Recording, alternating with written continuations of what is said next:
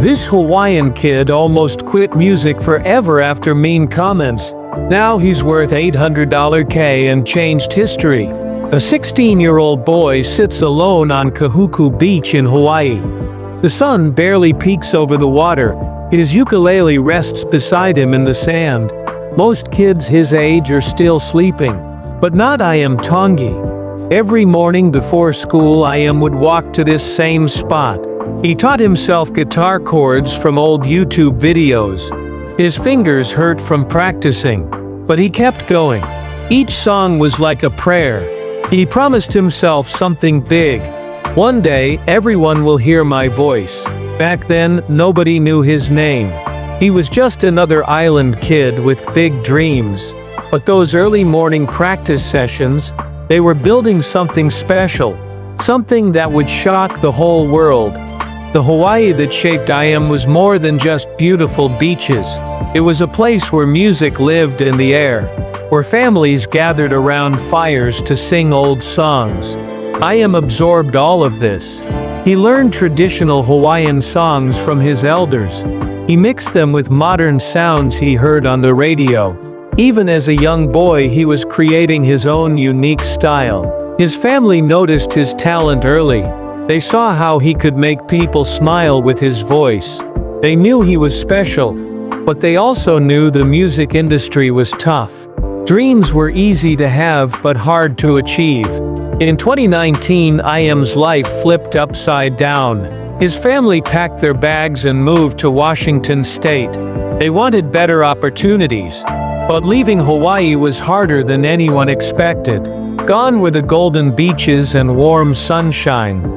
Instead, gray skies and cold rain greeted them every day. The ocean waves were replaced by quiet hallways. High school in Washington felt different. Iam felt like an outsider. The kids talked differently. They dressed differently. They didn't understand island culture. In Hawaii, everyone was family. On the mainland, he felt invisible. Then came the moment that almost broke him.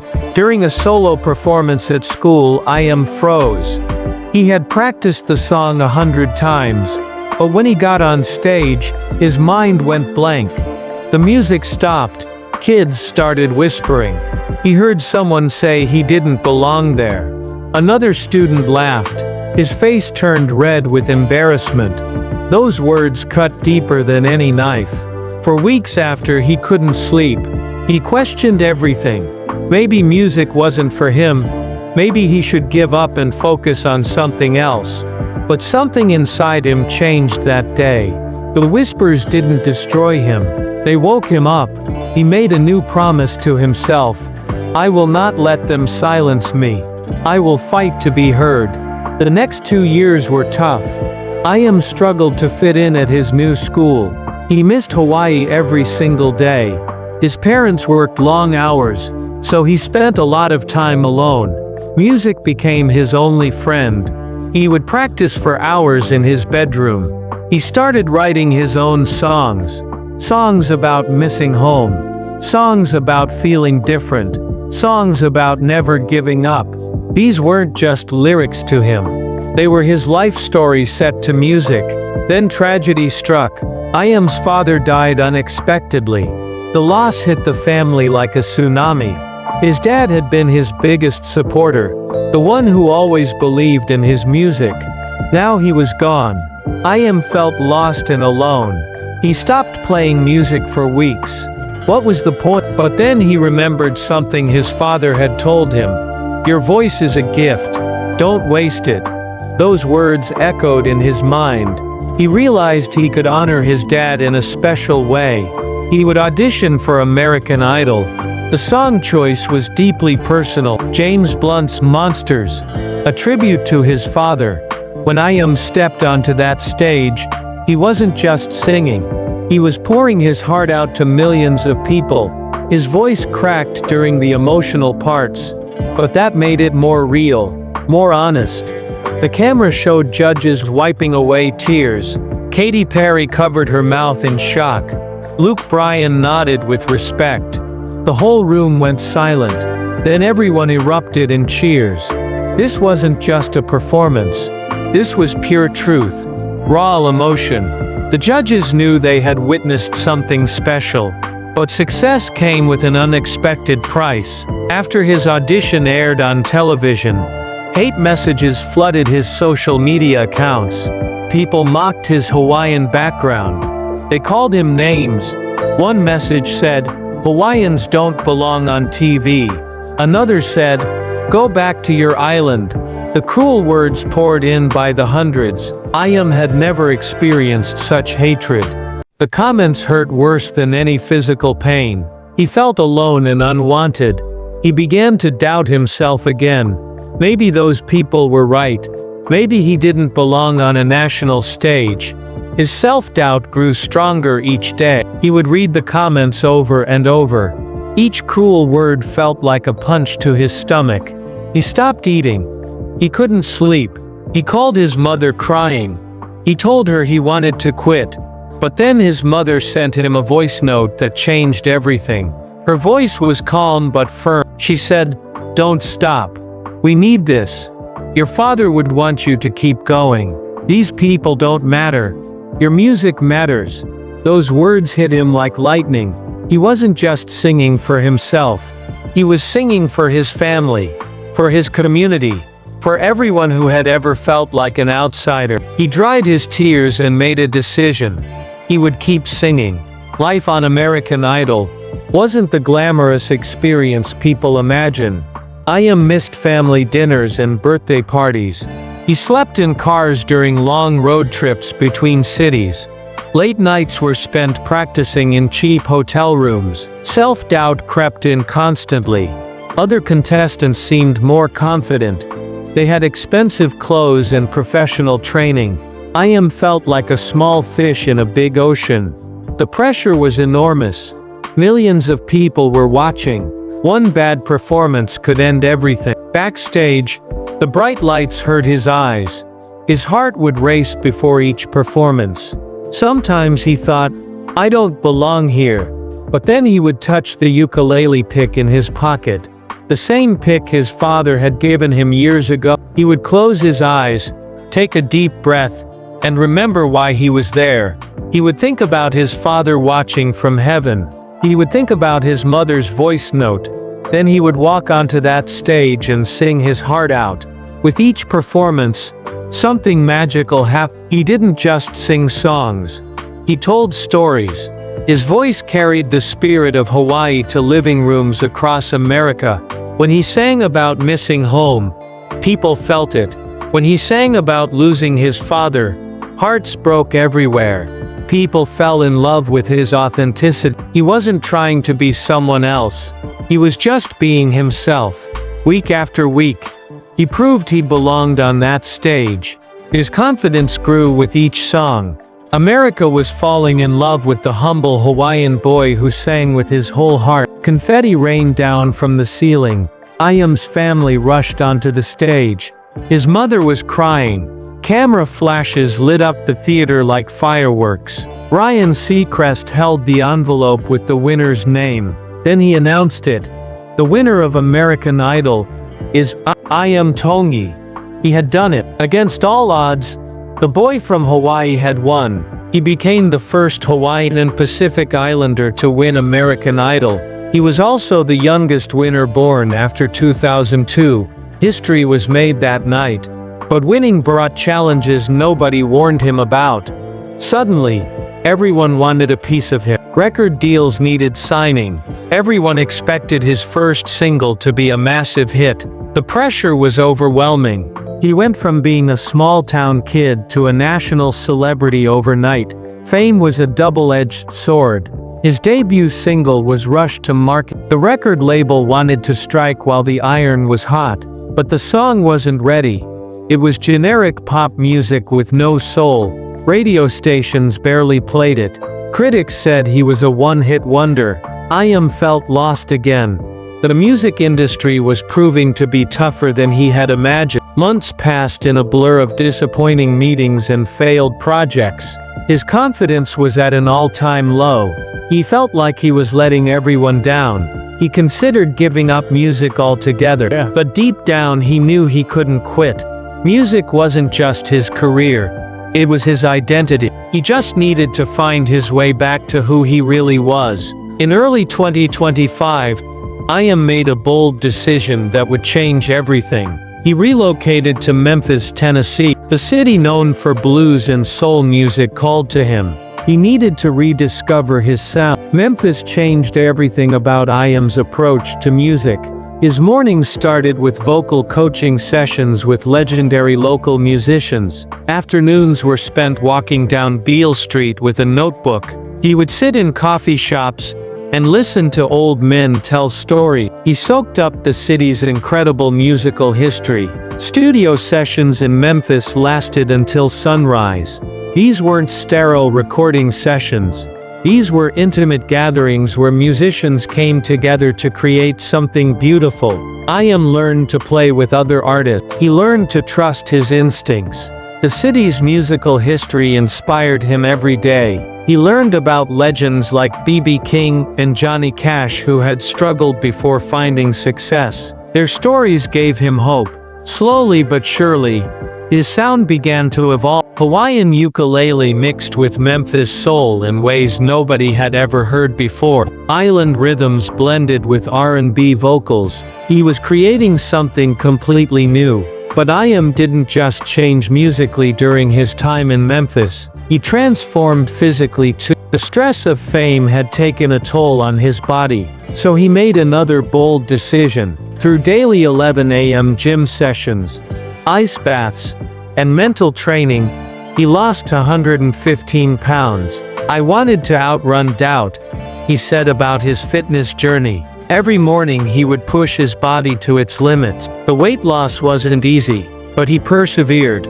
As his body got stronger, his confidence returned. As his confidence returned, his music got better. When he returned to American Idol to perform Hawaiian roller coaster ride, viewers couldn't believe their eyes. He looked like a completely different person, stronger, more confident, and in complete control. The performance included special guests, the Kamehameha School's choir from Hawaii. He played a custom Kala Unity ukulele painted with lava flowing into the sea. It was beautiful and meaningful, a symbol of growth without forgetting his roots. Today Iam's life revolves around three main pillars: music, legacy, and giving back. He's finishing an album that blends Hawaiian ukulele, Memphis soul and island R&B. Producers from the legendary Stax Records are helping him craft each song. He's collaborating with Pacific Islander artists like Fiji and Kolohi Kai. Each song tells a story of love, loss, belonging, and hope. One song almost got cut from the album because it felt too personal. Homecoming was written during his darkest period after his first single failed. But during a 4 a.m. studio session in Memphis, he whispered the chorus one more time, and it clicked. Now it's the album's centerpiece. His Memphis home sits on the exact spot where a blues musician recorded hit songs decades ago. He could have bought a mansion in Beverly Hills. Instead, he chose meaning over status. He kept the original hardwood floors that had absorbed decades of musical history. His car collection reflects his practical approach to success. He drives a Toyota 4Runner for studio trips, and a Tesla Model 3 for city driving. No flashy sports cars. Instead, he spends money on quality instruments. A vintage Gibson, a Fender Stratocaster, his beloved Kala ukulele. These aren't just tools, they're investments in his craft. When wildfires devastated Maui in 2023, Iam didn't just send money from afar. He flew home immediately. He walked through the ashes of Lahaina, seeing the destruction with his own eyes. He performed benefit concerts, raising hundreds of thousands of dollars. He hugged children who had lost their pets. He handed out donated ukuleles to kids who had lost their instrument. One woman told him, "You didn't just raise money for us, you healed us." Those words meant more than any Grammy ever could. On Christmas 2024, he surprised a public school in Oahu with an unannounced visit. He spent the entire day teaching kids how to write songs about their feelings. That was his gift to them. By early 2025, Iam's net worth reached around $800,000. His income streams include American Idol prize money, streaming royalties, touring revenue, and merchandise sales. His Disney cover of a Lilo and Stitch song hit the Billboard World Digital Songs top. But the number he's most proud of isn't in his bank account. It's the number of doors he's opened for other Pacific Islander artists. Record labels are finally paying attention to island talent. Young Hawaiian kids see him on TV and think, maybe I can do that too. As his album release approaches in October 2025, tension builds with his record label. Music executives want a guaranteed pop hit for radio play, but Iam wants authenticity over commercial appeal. The compromise they reach tells the story of modern music. 2 single release, one upbeat island pop track for mainstream radio, one soulful ballad that shows his artistic growth. Will fans embrace both styles? Will radio stations support his vision? These questions keep him awake at night. In April, Iam spent a life-changing week in Napa Valley with Jack Johnson, the legendary Hawaiian musician. Jack understood the pressure Iam was facing. Over wine and long conversations, Jack gave Iam advice that would guide his career. Trends fade.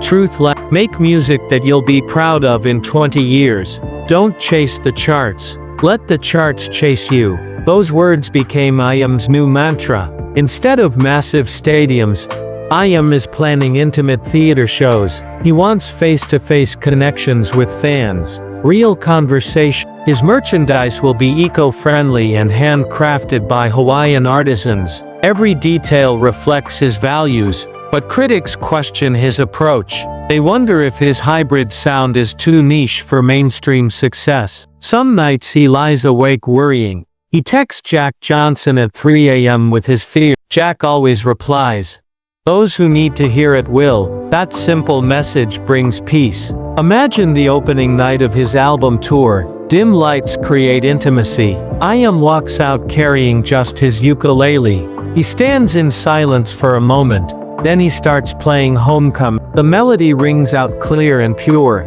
He closes his eyes and sings from his soul. It's raw. It's honest. The show ends with fan letter readings, one from a young Pacific Islander in Montana, who found hope in his music, another from a parent who finally felt seen. The crowd erupts in thunderous applause. This is his world now. Not just a singer but a bridge between cultures and stories. Iam's success is opening doors for other Pacific Islander artists. His journey proves that authenticity beats artificial popularity, that staying true to your roots creates stronger foundations than following trends. Despite his young age, Iam makes smart financial decisions. He invests in his craft through quality instruments and professional production. His spending reflects his values: studio time over luxury cars, quality equipment over designer clothes. He's building wealth that will last, not just making quick cash. Living in Memphis connected Iam to music history. He walks the same streets where legends like B.B. King and Johnny Cash once performed. The city's soul seeps into his music. Blues guitar licks blend with Hawaiian melodies. It's a unique sound that couldn't exist anywhere else. Local musicians embrace him as family. They jam together in small clubs after shows end. These connections keep him grounded and inspired. As his album release date approaches, excitement builds alongside anxiety. Will critics understand his artistic vision? Will fans support his evolution? The answers remain unknown, but Iam learned not to chase approval from everyone. His job is making honest music that speaks truth. He's planning collaborations with other Pacific Islander artists. Documentary filmmakers want to capture his story. But first, the album. Everything else can wait. Iam's story started on a beach at sunrise. It grew through auditions, heartbreak, weight loss, studio sessions, and charity work in Lahaina's ashes. It's a story of hope triumphing over hate, of identity surviving industry pressure, of resilience conquering rejection. When young people feel small or invisible, They can look to Iam's example. The whispers that tried to silence him only made his voice stronger. The hate messages that broke his heart ultimately built his character. His mother's voice note, "We need this," proved prophetic. The world did need his music. It needed his story. It needed his hope. The shy kid who practiced alone on Kahuku Beach became a history-making champion. The teenager who almost quit after cruel comments now inspires millions worldwide. His journey proves that voices meant to be heard will find their stage, even if that stage is smaller, quieter and harder to reach than expected. Every great story needs a perfect ending. But Iam's story isn't over. It's just beginning. Your voice matters too. Pick up your instrument and let the world hear your song.